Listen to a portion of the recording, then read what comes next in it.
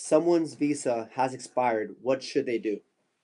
Leave the country. Okay. Well, ideally, I always counsel clients to make sure whatever status you come in on, whether it's non-immigrant or immigrant, and I'm assuming this is going to be the non-immigrant question, meaning you're in here as a tourist. That's the most common ones that think, what should I do? It is very important that individuals separate the visa from their travel document. The visa is what your country gives you. You might have gotten it at a consulate abroad, for example. And I'm going to use the most common type of visa, the tourist visa.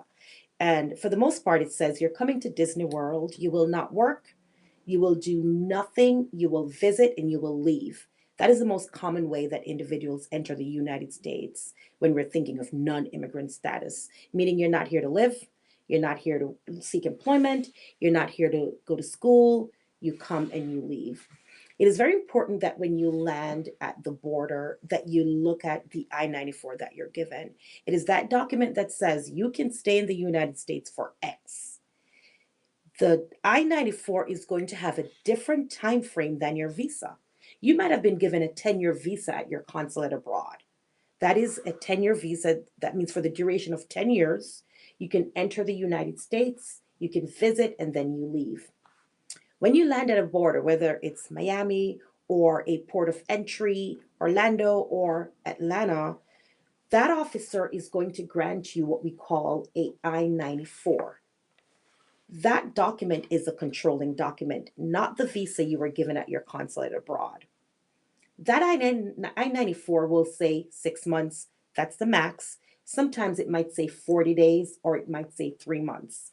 You cannot allow that I-94 to expire. And I think that is where the question is going. When that expires, what happens?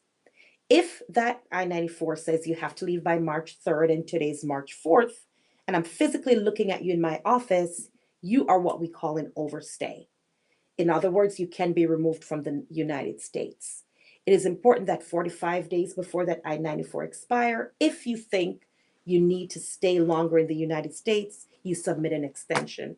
Otherwise, you need to make what we call an orderly departure, meaning you cannot leave, go to the Bahamas, come back real quick and get another stamp. You need to go back to your country from which you came.